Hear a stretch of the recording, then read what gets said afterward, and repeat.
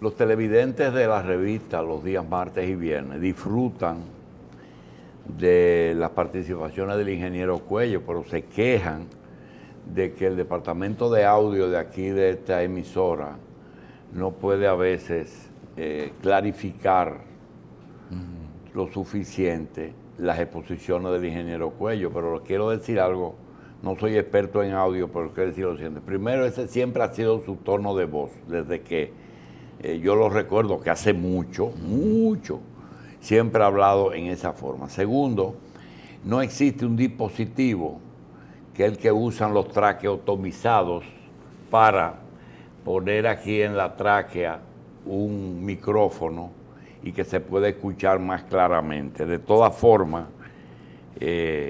vamos a buscar la forma, a ver cómo. Hace días que tú te quedas. Sí, pero no lo he podido conseguir usted, ver. Pues ya. Ya, pero el problema es que no se quieren perder las iluminaciones. Hay uno que sabía más que yo, un científico inglés, y hablaba. Lo entendía. Hawking. Ese mismo. Bien, señores, a continuación le damos la bienvenida al señor embajador de la República Bolivariana de Venezuela, el embajador Ali de Jesús Uzcategui y Duque, quien nos trae un invitado especial de Venezuela, el señor Larry DeVoe, quien es secretario ejecutivo del Consejo Nacional de los Derechos Humanos de Venezuela y agente del Estado ante el Sistema Internacional de los Derechos Humanos. Ese departamento es dependiente de la Vicepresidencia de la República. El tema es que él viene a dar una conferencia y nos va a hablar también a nosotros aquí del mismo tema sobre el papel de la OEA en la coyuntura actual y los derechos humanos. La OEA para nosotros no es de grato recuerdo, específicamente para los dominicanos, pero vamos a ver cómo ve el señor DeVoe a la OEA en este momento. Embajador, háblenos un poquito de nuestro invitado primero. Claro, por supuesto. Muy buenos días al pueblo dominicano y por supuesto a todos aquellos connacionales que estén observando este programa. Efectivamente, nuestro invitado, como bien ha esclarecido usted, es muy especial en función de que viene a cubrir una conferencia en la UAS este miércoles a las 5 de la tarde en el auditorio Carlos de Cabral, en donde de alguna manera va a disertar sobre lo que es la OEA y los derechos humanos en América Latina y el Caribe. El doctor Larry, de alguna forma, tiene una experiencia de unos cuantos años dentro del concepto de lo que ha significado la defensa de los derechos humanos en nuestro país y que de manera objetiva, durante su disertación y por supuesto en lo que podamos esgrimir en su programa, vamos a estar en la dinámica de poder concretar las respuestas y por supuesto las dudas que puedan existir. Bien, el papel de la OEA en toda América, todo el mundo sabe que ha hecho desde su misma fundación. Sin embargo, ¿qué visión tienen ustedes diferente a lo que ha pasado? Porque lo del secretario general y Venezuela es casi un problema personal, ya dejó de ser un tema de orden internacional. Sí, así es. Bueno, primero que nada, buenos días. Gracias por el espacio, la invitación. Siempre es un gusto estar aquí en República Dominicana y compartir con este pueblo que consideramos un pueblo hermano de Venezuela sobre estos temas que son de tanta importancia para nosotros, ¿no? Efectivamente, en el caso venezolano, la OEA, lejos de jugar el rol que se espera de un organismo internacional, que es de propiciar la solución a los conflictos que puedan estar presentando los estados que la integran a través del diálogo, a través de la conversación, a través de los acuerdos, respetando las normas y los principios que rigen su funcionamiento.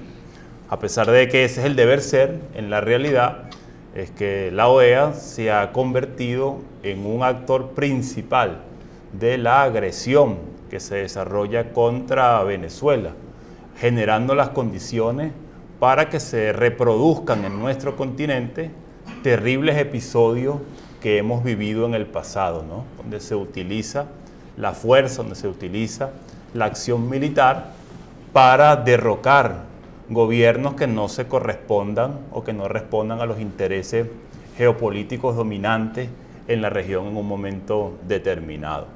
Y para esa acción se ha utilizado el tema de los derechos humanos en Venezuela como dándosele un uso político para intentar con ello justificar, insistimos, todas esas acciones de agresión que están en los planes para ejecutarse contra nuestro país, ¿no? Pero independientemente del papel deleznable de la OEA en su comportamiento desde su origen en América Latina, cosa que compartimos plenamente con usted, me ha sorprendido mucho que haya en Venezuela un ente oficial sobre los derechos humanos. Eso no sabía que existiera. Ahora lo veo, me parece interesante, pero no es precisamente Venezuela quien puede reclamar un cumplimiento pleno de los derechos humanos, el respeto a los derechos humanos. Recientemente se ha visto como un regidor, un concejal, se tira de un 10º piso siendo prisionero. Garantizar la vida del prisionero es una obligación del Estado. Se ve recientemente cómo se sustituye las prisiones conflictivas por exilios. Eso no es un respeto a derechos humanos, es un condicionamiento del comportamiento del hombre sobre la base de mandarlo fuera de su patria. O sea, si la responsabilidad del ente que usted preside es el respeto a los derechos humanos en Venezuela, tiene todo el derecho a decirle a la OEA, quédese allá, que usted ha sido garante de todas las porquerías de América Latina toda la vida. Ahí yo lo suscribo. Ahora, dentro no es virtuoso el comportamiento al respecto de los derechos humanos, independientemente de la razón o no política del régimen. O sea, no se caracteriza por un respeto a los derechos humanos en Venezuela. Durante un tiempo hubo 100 muertos uno tras de otro por un reclamo. Todos los días un conflicto, todos los días un muerto o 2 muertos, una dosis muy alta de mortandad en el enfrentamiento de reclamos en vista de que los cauces normales se desconocen. Entonces, ¿cuál es el papel dentro de Venezuela de ese organismo? Fíjese, ahí hay un elemento interesante que hay que destacar, ¿no? Todos los países de nuestro continente y del mundo tienen fortalezas en materia de derechos humanos, pero también tienen desafíos, ¿no? Si hablamos, por ejemplo, de la principal potencia económica y militar de este continente, que es los Estados Unidos, recientemente se acaba de publicar un informe donde hay más de 200.000 niños juzgados y privados de libertad como si fueran adultos, algunos de ellos condenados a cadena perpetua, ¿no? Eso pareciera que es algo atroz en materia de derechos humanos. Pero lo que nunca se puede aceptar es que ese tema sea utilizado como una excusa para favorecer mecanismos de agresión militar contra un país, que como sabemos lo que genera son episodios de mucha violencia, de mucha muerte, de mucha destrucción para las naciones. Ahora, lo que ocurre en el caso de Venezuela es que en gran parte toda la realidad del país no llega con la contundencia que debe llegar, con la claridad que debe llegar, no es conocida en realidad en el mundo. Usted nos da un ejemplo. Venezuela creó en el año 2014, por recomendación de un grupo de cancilleres de la UNASUR, este espacio que yo tengo la responsabilidad de coordinar, que es el Consejo Nacional de Derechos Humanos, un órgano al máximo nivel, presidido por la vicepresidencia de la República, por la vicepresidenta, perdón, que trabajó y aprobó un Plan Nacional de Derechos Humanos, que fue aprobado, que fue saludado y felicitado por las Naciones Unidas, con la cooperación de todas sus agencias en el país. Pero lamentablemente estas cosas a veces no se conocen y se divulgan en el mundo. Un país que ha hecho una transformación en materia de derechos humanos muy importante en todas las áreas. Le puedo dar algunos datos en el área social, por ejemplo. Cuando la Revolución Bolivariana llega al poder, solo el 19% de los adultos mayores, de las personas mayores con derecho a la pensión, efectivamente recibían esa pensión. Hoy, el 100% de esas personas con edad de pensión, es decir, la mujer que tiene más de 55 años o el hombre que tiene más de 60 años, tiene ya su pensión y además, en algunos casos, sin exigirle que haya contribuido, es decir, que haya pagado la cuota que corresponde ante el Instituto de la Seguridad Social. Son datos que demuestran toda la política de inclusión social y de respeto a los derechos humanos que se ha generado. Pero también en el área de derechos civiles y políticos se ha generado una transformación muy importante. Yo quisiera destacar dos casos que usted ha mencionado. Recientemente, una persona salió en libertad y expresamente sus familiares y él mismo solicitó que él quería irse fuera del país.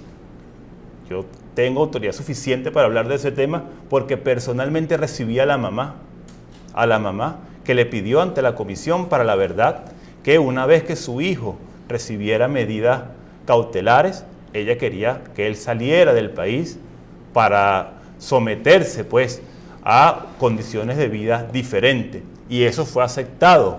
Y por eso esa persona, una vez que salió en libertad, decidió trasladarse a un país, a un tercer país. Profesor, mire, no se trata de un caso específico, se trata de que nosotros no tenemos ningún empacho en defender el proceso venezolano. Nosotros no tenemos, y nos ocasiona problemas hacerlo. Hasta que ustedes estén aquí hay gente que se siente incómodo. Pero mire, ustedes tienen muchos récords que deben ir a Guinness ya. Uno es, no hay un país en América Latina que haya llevado a cabo más procesos electorales, plebiscitos, referéndum que Venezuela. No hay un país que haya sacado una clase social de un lugar que estaba y la haya puesto en unas condiciones de competitividad. Y así podemos mencionar muchas cosas. Lo que no podemos es como medio comprar un bizcocho, ponerle unas velitas y traer al embajador de Venezuela para que nos cuente las partes. Hay cosas que a nosotros eso que está preguntando el ingeniero Cuello, así como si es cierto que eso se fue endureciendo, el bloqueo, los aliados, todos los días utilizaron métodos más duros contra ustedes. Ahora, esas clases que nosotros vemos llegar, si fuera a Nueva York o a Miami que estén llegando venezolanos, no nos extraña. ¿Por qué? Porque todos los países se movilizan de una economía inferior a una superior. Pero ¿por qué están aquí? Si aquí estamos tan mal y prefieren estar aquí. Es decir, esto tiene que ver con derechos humanos. Y tú lo oyes y dices, ¿por qué tú estás aquí? Aquí, ayer le pidió Migración un certificado de buena conducta a un venezolano que vino aquí como turista para darle su residencia provisional. Dice, yo no quiero ir. Digo yo, es que tú tienes un problema pendiente con la justicia. Ella dice, no, mira, yo le voy a decir una cosa. No tengo ni bueno ni malo, no tengo ningún registro, pero no quiero ir. Ese problemita de esa clase que el régimen rescató y que hoy está saliendo, ustedes la ven como un derecho humano, porque acuérdense que los derechos humanos, la defensa se hace contra los estados y contra la policía y contra los organismos represivos. Hablen un poquito de eso.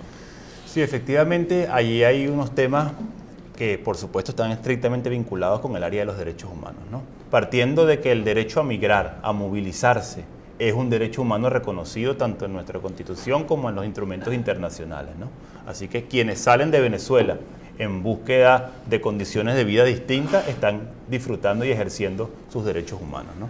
Hay otro elemento importante que hay que siempre tomar en cuenta, y es que Venezuela ha sido históricamente un país receptor de migrantes, ¿no? Nosotros tenemos en el país más de 5,5 millones de colombianos porque hay que tomar un número en cuenta cuando en Venezuela hay 30 millones de habitantes, para que podamos medir la proporción. Pero también hemos recibido hermanos de otros países de nuestra región y de Europa, ¿no? Muchos de los cuales son los que han decidido emprender. Una vez se dijo que en Venezuela había más portugueses que en Portugal. Poco de cosas se decían, ¿no? Y muchos de esos son los que han ahora decidido, ellos o sus hijos, bueno, volver a sus países de origen en busca de condiciones de vida distintas. No lo decimos nosotros. Las cifras propias de migración, por ejemplo, de España, dicen que la inmensa mayoría de las personas que han regresado a ese país son o españoles o descendientes de españoles que en algún momento fueron a Venezuela. Ahora, el debate es por qué están saliendo de Venezuela. Ese es el verdadero debate. Y eso nos lleva a nosotros a discutir las causas de la situación de complejidad económica que vive Venezuela, porque nosotros lo hemos reconocido en todos los espacios. Venezuela vive una situación compleja desde el punto de vista económico. ¿Generada por qué? Hay, por supuesto, factores estructurales que están siendo atendidos. Un factor estructural clave, la histórica dependencia de nuestro país del ingreso petrolero y de la importación de todos los productos que se necesita para la alimentación y para las medicinas. Venezuela importa la inmensa mayoría de los medicamentos que requiere para su población. Ese es un elemento estructural. Pero también hay elementos que han surgido en los últimos años y que no dependen de la política interna, como es el caso del bloqueo financiero que se ha impuesto contra nuestro país. El bloqueo de Estados Unidos, la posición de la OEA con Venezuela, los precios del petróleo que se caen y una sequía que afectó mucho más de lo que la gente se imagina Venezuela. Esos son los 4 factores que hacen que ahora es que la migración haya salido gente y que la escasez y la falta de abastecimiento afecta al país. Efectivamente, pero el tema del bloqueo tiene un peso muy importante, porque como le decía, pongamos el caso de los medicamentos. Venezuela compra los medicamentos en el extranjero. Bien, antes del bloqueo, nosotros hacíamos una transacción financiera para pagarle a un proveedor y la transacción se hacía efectiva en 48 horas. Nosotros traíamos medicamentos de Venezuela, correcto, importábamos de Venezuela. Correcto. Ahora, cuando nosotros hacemos una operación financiera, para hacerse efectivo ese pago, toma a veces 20 días. Pasamos de 48 horas a 20 días. Eso, por supuesto, retarda todas las operaciones de envío de medicamentos al país. Pero es un elemento muy sencillo de explicar. A Venezuela se le ha impedido, a pesar de tener recursos, se le ha impedido hacer uso de los mecanismos financieros que existen a nivel internacional para hacer sus operaciones. Es un ejemplo muy cotidiano. Imagínense cualquiera que nos está escuchando que tiene los recursos en su cuenta bancaria para pagar el mercado, para comprar las medicinas que necesita, pero de un día para otro le bloquean todas las cuentas y no puede retirar dinero en el banco, no puede pagar con la tarjeta de crédito, no puede pagar con la tarjeta de débito. Y el oxígeno de China y Rusia no ayudan. Por supuesto que Venezuela ha tenido que acudir a mecanismos de cooperación con otros países, pero también con el sistema de Naciones Unidas para poder atender las necesidades de nuestra población. Y le doy un ejemplo. Nosotros, para la malaria, tratamiento de la malaria, hay una empresa en un país vecino nuestro, que es Colombia, que históricamente se la había vendido a Venezuela. Bueno, cuando se hizo la operación para comprar el tratamiento para la malaria, esa empresa dijo, como es Venezuela, yo no le voy a vender el medicamento. ¿Por qué? No por mal, sino porque no quiero que el Departamento del Tesoro de los Estados Unidos me vaya a sancionar por hacer negocio con Venezuela y yo pierda el mercado global que tengo en el mundo entero. ¿Qué tuvimos que hacer nosotros? Comprar esos mismos medicamentos en la India, con los costos que por supuesto eso genera en todo este tipo de operaciones, en el traslado de los medicamentos, ¿no? Es decir, es una asfixia del punto de vista financiero que se le está haciendo a Venezuela, y por el otro lado, mientras con una mano nos están asfixiando, con la otra mano nos ofrecen la ayuda humanitaria para salvarnos. ¿Cuál es la ayuda que necesita Venezuela? Que cese ese bloqueo, esa asfixia financiera, y que nos dejen a nosotros hacer como lo hace cualquier país de nuestro continente y del mundo, libre desarrollo económico, La libres actitud de operaciones Almagro y económicas. la OEA es para complacer a Estados Unidos. Por supuesto. ¿O hay algo más que porque yo creo que él se pasa con Venezuela? Bueno, Se excede. Se ha asumido el tema de Venezuela como un asunto personal. Usted Sí. lo decía, ¿no? Violando todas las normas que rigen el funcionamiento de un cargo de esa Sobre naturaleza. todo que Venezuela todavía es miembro de la OEA, ¿verdad? Es correcto. Y no se compadece que... Pero independientemente de todos esos factores, la mayoría de los cuales son ciertos, hay un hecho objetivo claro. Durante siglos, Venezuela fue un país de inmigrantes. Hoy es de emigrantes. Absoluto. Otro. Esa inmigración obedecía a la riqueza venezolana. La gente no va a donde hay pobreza. Ahora, es bajo este gobierno que Venezuela ha logrado el milagro de pasar hambre, del desabastecimiento. O sea, Venezuela está desabastecida bajo la égida de un gobierno revolucionario que de alguna manera no ha podido ser eficiente. ¿Dónde reside la ineficiencia del gobierno para lograr lo que no parecía posible, que Venezuela en algún momento pasara necesidades? Lo que Venezuela está exportando no son tanto los dominicanos que emigraron a Venezuela como los que están llegando aquí hoy. Lo de España lo entiendo, lo de Portugal lo entiendo, porque eran las masas emigrantes cuando aquellos países estaban en crisis. De manera que, ¿cómo se ha logrado el milagro de hacer de Venezuela un país pasando necesidades? Embajador. Pidió la palabra. La cogió. En ese contexto podemos primero verlo en dos contextos, ¿no? Uno el migratorio y el otro el del abastecimiento. El del abastecimiento pudiéramos describir que es un problema estructural de años. Primero porque sabemos, y se ha dicho en diferentes foros, que Venezuela es un país monoproductor históricamente, que durante el proceso desde 1999 a la fecha se han esgrimido diferentes planes de desarrollo, el Plan de la Patria, el Plan de Desarrollo Simón Bolívar, en ese contexto para desarrollar la agricultura o el concepto agroindustrial, que es muy importante y es en donde se va a sostener realmente no solamente la satisfacción económica o de abastecimiento de alimentos o de la producción de insumos necesarios para la industria como elemento vital en su defensa, sino para poder por lo menos ser autosuficiente. Y eso lamentablemente históricamente ha venido, vamos a decir, ha venido ocurriendo como especie de obstáculos en el tiempo. ¿Qué ocurre? Hay que recordar que más del 60% de la obtención de insumos para la reparación o mantenimiento del aparato industrial es dependiente. ¿De quién? Del norte, de los mismos países de la región, de Europa, etcétera.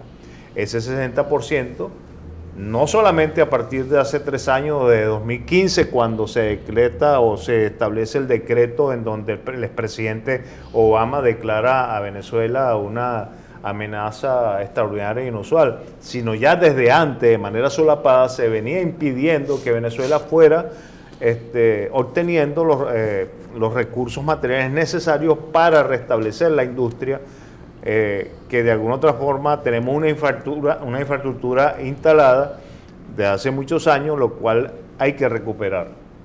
En ese contexto siempre ha existido una imposibilidad de poder finalmente buscar el desarrollo agroindustrial por la sencilla razón del impedimento de obtención de productos. O sea, esto es parte no solamente de un bloqueo a partir del 2015, sino que ya desde antes se venía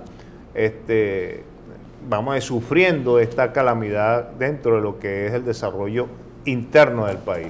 Por supuesto, tenemos, cuando usted nos establece un milagro, bueno, milagro es cuando es positivo, milagro negativo lamentablemente no lo entiendo de esa forma.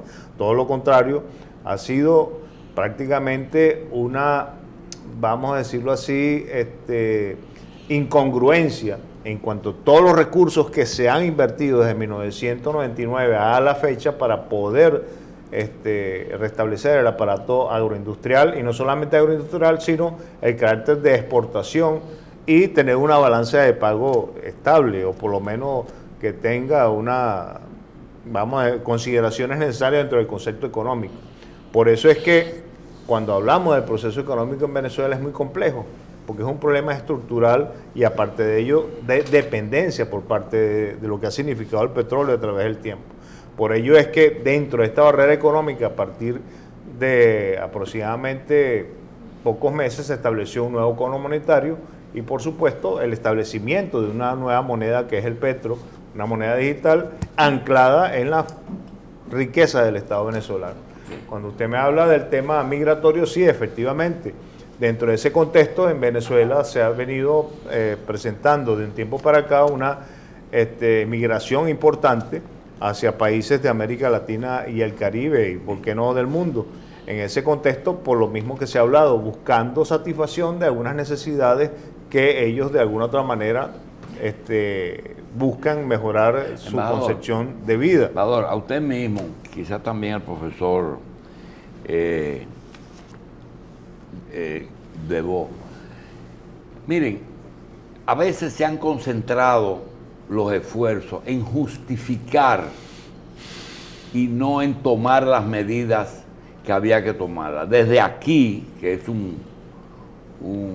una grada que uno ve de lejos la situación y lo que ve los efectos, podemos decir que hay errores que yo entiendo que el gobierno o los gobiernos de Chávez en adelante se han equivocado. Uno de ellos, entender que una economía subdesarrollada en crisis podía copiarse. Es el tema de Cuba. Nosotros estamos recibiendo material humano de primerísima calidad de Venezuela, profesores, profesionales, que yo no me explico por qué ustedes tuvieron que importarlos. Esa es una. Lo otro es más importante.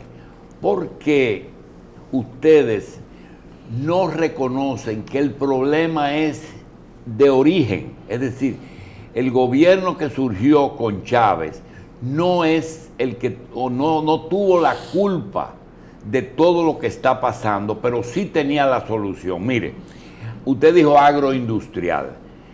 En Venezuela hay todos los climas, sin embargo, usted no tiene un producto agropecuario que Venezuela en su historia exportó.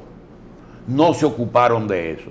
No se ocuparon de industrializar muchísimos minerales que ustedes tienen.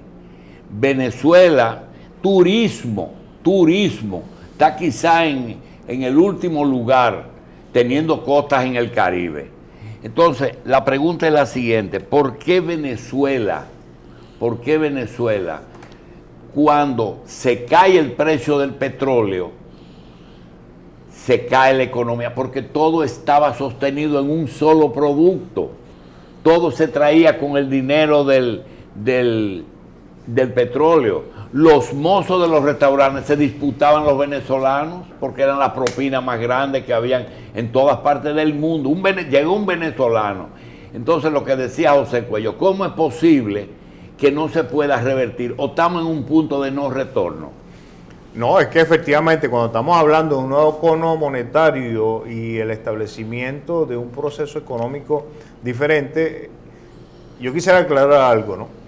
Primero, desde 1999 a la fecha se inicia un proceso de enfrentamiento entre dos sistemas, un sistema capital o capitalista, un sistema social o socialista, y eso infiere una cantidad de problemas que hasta hoy todavía seguimos en esa lucha interna de poder realmente establecer un sistema económico estable a través de un proceso social o socialista. En ese contexto, cuando establecemos, no de 1999, hay que recordar 1989 cuando hubo el Caracazo y fue producto de algunos elementos desde el punto de vista de toma de decisiones del gobierno para el momento histórico, en el cual sencillamente estaba estableciendo unas cartas de intención que le estaba imponiendo el FMI o el Banco Mundial. En ese contexto se generaron una serie de medidas que reventó o estableció la rebelión militar de 1992 y luego sucesivamente ya conocemos la historia. En ese contexto, cuando usted muy bien me establece que somos un país monoproductor, es porque realmente históricamente se ha desempeñado desde ese punto de vista, y hay que recordar que para 1998 nosotros teníamos entre el 70 y el 75% de la población en una pobreza y pobreza crítica. En ese contexto, todavía hasta 2012, hasta el 2013, nosotros teníamos, ya se había bajado hasta un 26-27% del nivel de pobreza.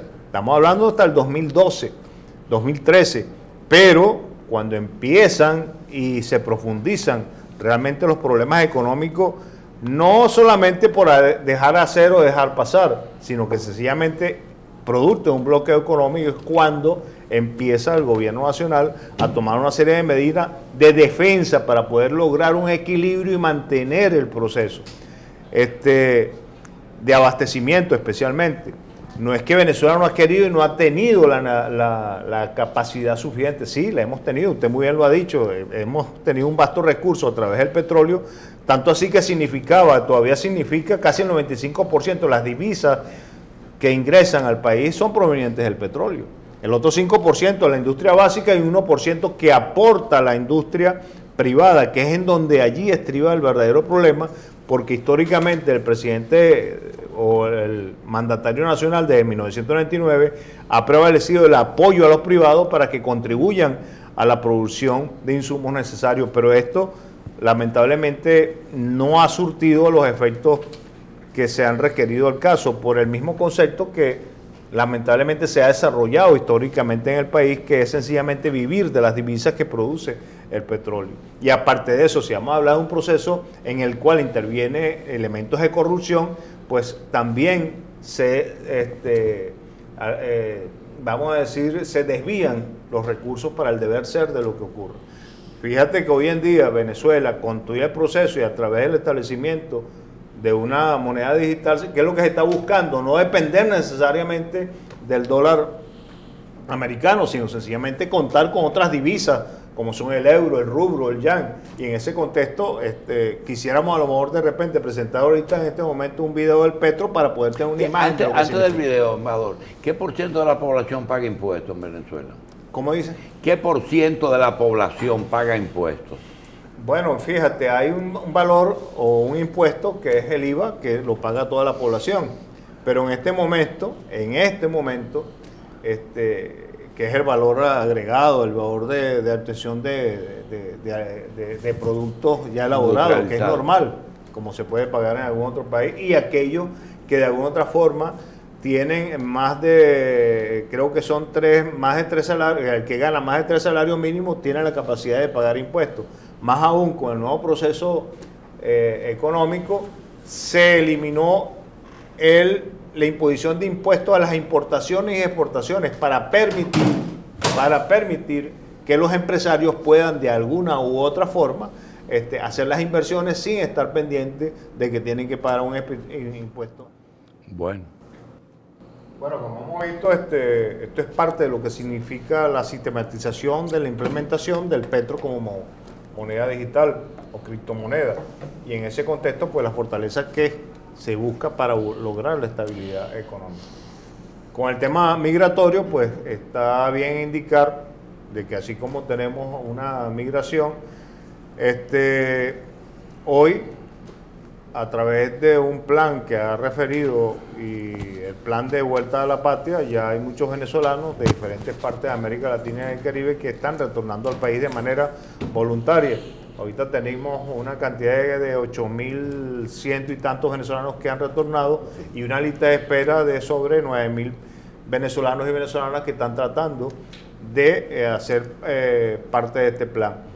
Recientemente el presidente Nicolás Maduro, cuando de alguna otra forma estuvo en la última Asamblea General en las Naciones Unidas, solicitó ante este organismo un apoyo de $500 millones para poder contribuir al retorno de los venezolanos y venezolanas al territorio venezolano. No obstante, con los mismos recursos que poseemos, se está haciendo el esfuerzo para trasladar a todos aquellos ciudadanos que, como derechos humanos que estamos hablando, tenemos que soportar constitucionalmente en el sentido de hacer cumplir esos derechos de todos los connacionales que se encuentran fuera del país y poder, una vez que estén en el territorio venezolano, a través del sistema de emisiones, retribuirle todo lo que requiera para insertarse nuevamente en la sociedad y buscar el desarrollo de educación, salud y trabajo.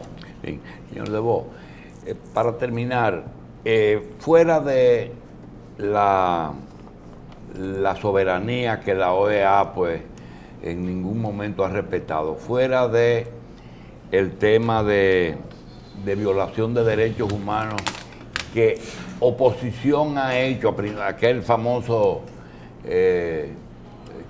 los crímenes aquellos a principio del golpe, que fue la oposición, todo eso se probó. Ahora, la pregunta es la siguiente: ¿ustedes consideran que la OEA ha violado los derechos humanos de los venezolanos?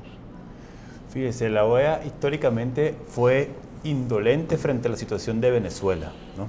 Cuando usted analiza la historia de Venezuela del año 58 al año 98, consigue que la violación de los derechos humanos fue una política de Estado.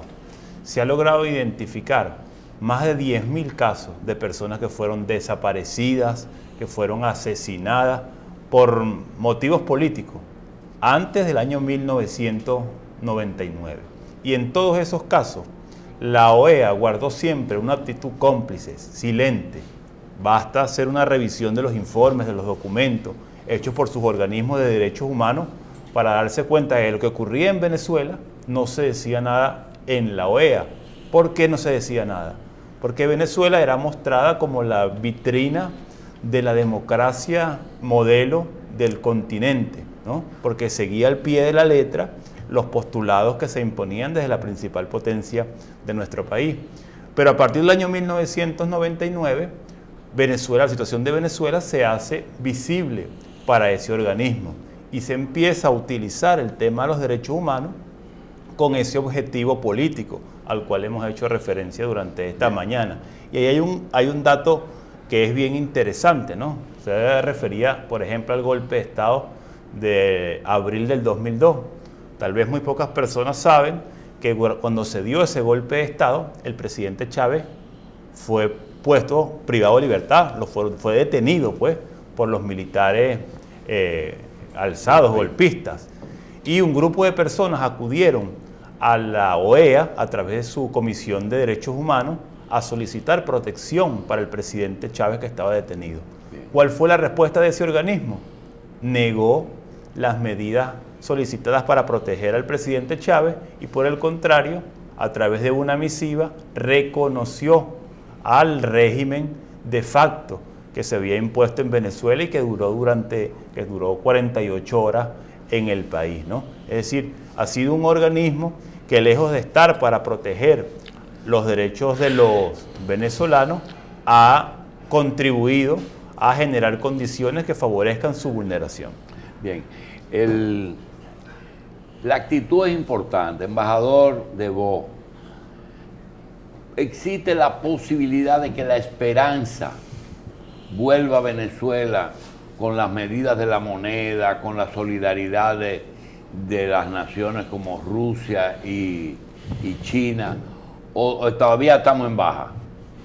Fíjate, eso ha sido, el concepto de la esperanza es algo en el cual no podemos subyugar ni establecer que nunca existe o que la estamos buscando. Pero es importante. Claro que es importante porque en ese contexto es el que te va a dar la fortaleza de seguir adelante. Seguro. Claro que sí, no podemos, las esperanzas son las últimas que se pierden, hay un dicho, ¿no?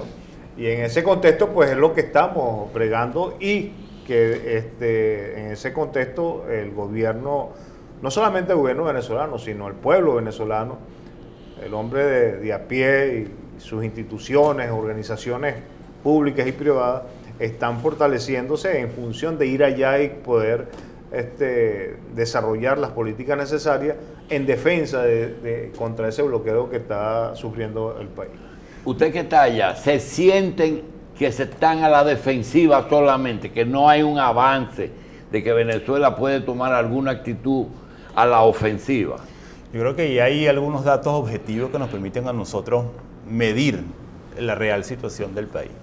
Efectivamente, durante los últimos años hubo, por ejemplo, algunos indicadores de salud, que hay que decirlo así, que tuvieron algún repunte, pero que ya empiezan a regresar a su punto natural, producto de todas las acciones que se han venido tomando. Por ejemplo, un tema que se ha dicho mucho en el continente y en el mundo sobre Venezuela, el tema del sarampión.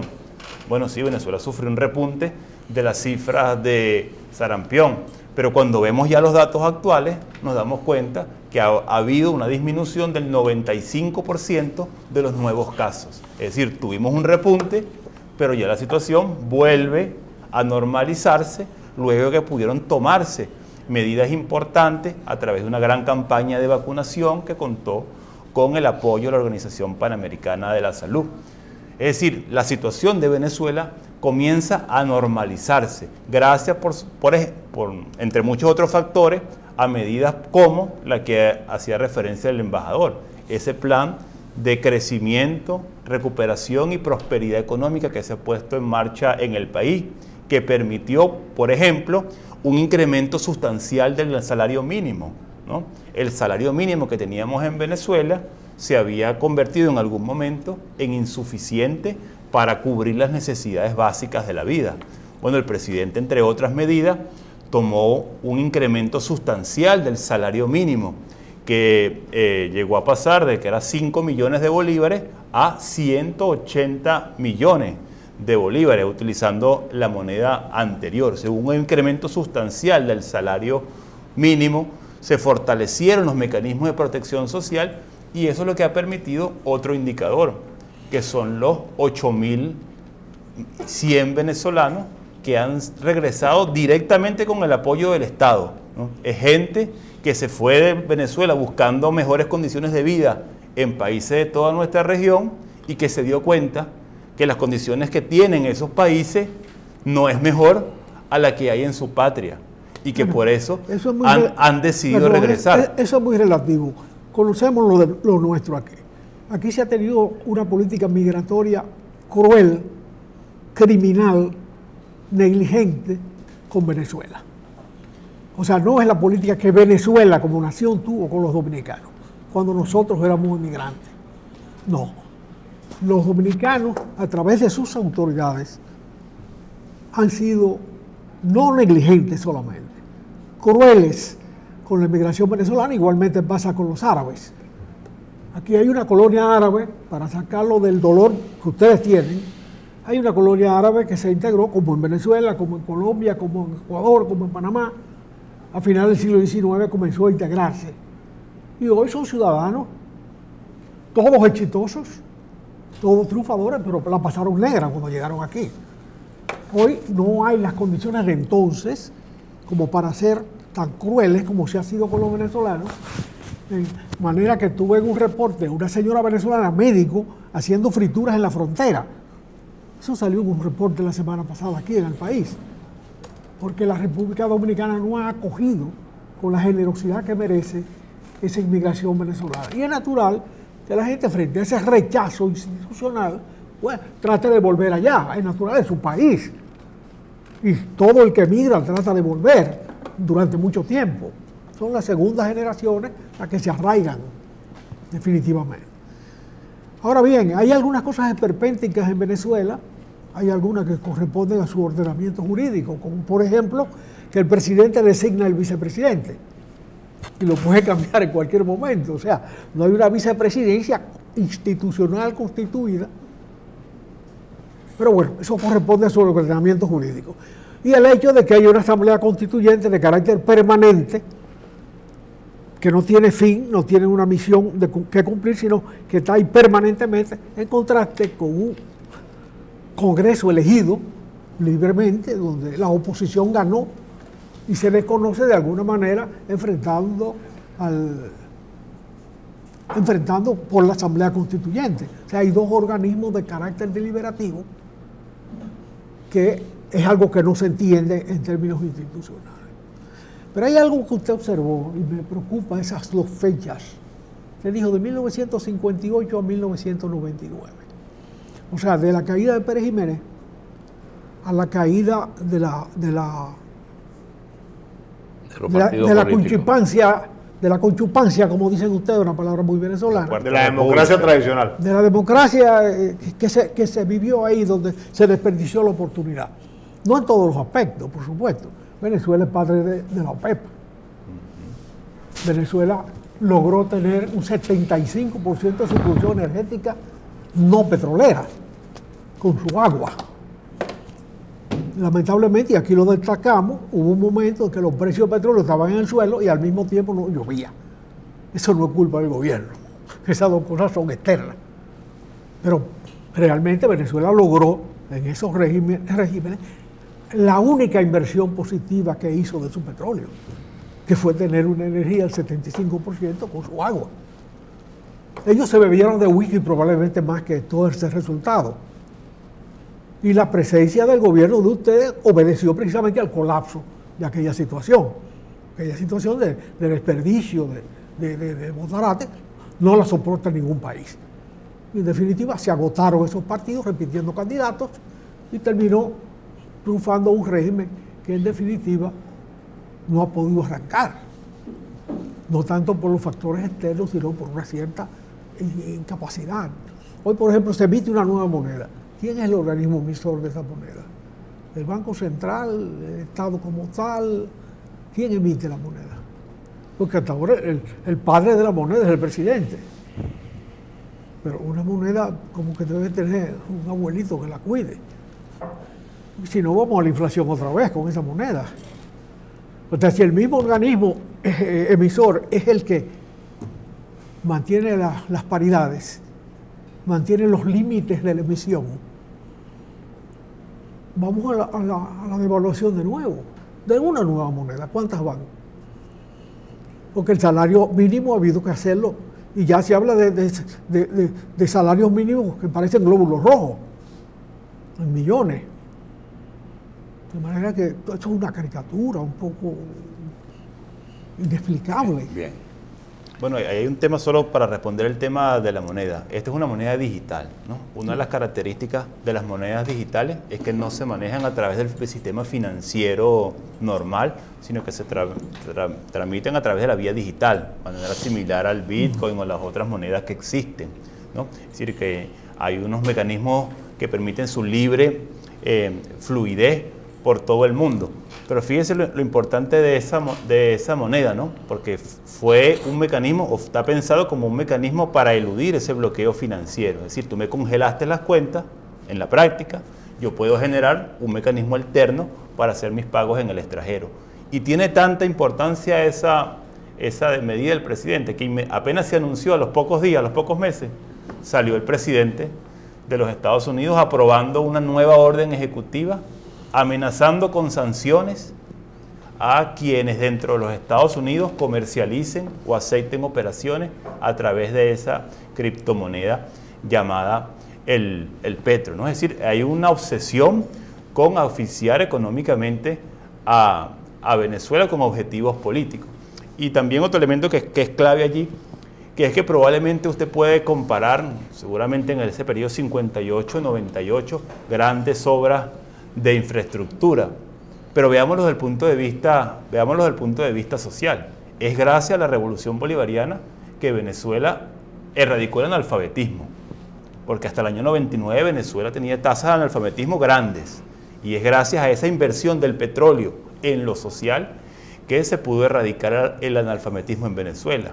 Es gracias a la inversión del petróleo en lo social que Venezuela pasó prácticamente de la privatización universitaria a ser el segundo país de nuestro continente detrás de Cuba con mayor matrícula de estudiantes universitarios y el quinto país del mundo. Se han creado más de 100 universidades para facilitar el acceso de nuestra población de manera gratuita. Por cierto, una circunstancia de la cual ahora se benefician todos estos países de nuestra región, a donde están yendo profesionales venezolanos bien formados por la revolución de manera gratuita, ¿no? A diferencia de lo que ocurre en muchos otros... A freír empanada, como aquí. A diferencia de lo que ocurre en muchos otros países del mundo. Es decir, es un proyecto que ha puesto su acento en la atención social de nuestros ciudadanos para mejorar significativamente sus condiciones de vida. Bueno, más de 2 millones de viviendas que han podido construirse en los últimos 5 o 6 años, ¿no? Es decir, son muchísimos elementos importantes que evidencian una transformación en el modelo, ¿no? Un modelo que pone su acento en el ámbito social.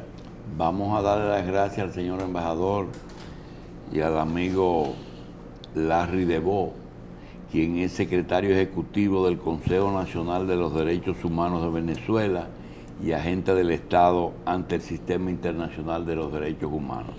Realmente nosotros deseamos que Venezuela, aunque no sea de inmediato, pues salga de ese problema y que la comunidad latinoamericana pues ayude, porque ahora mismo hay muchos factores de aliados que están en situación muy difícil, ¿verdad? Vamos a ver si seguimos hablando, embajador. Gracias por estar aquí. Gracias por la invitación a su programa y gotas en los por haber tenido esta tertulia tan amena. Gracias. Acompañado del doctor Larry.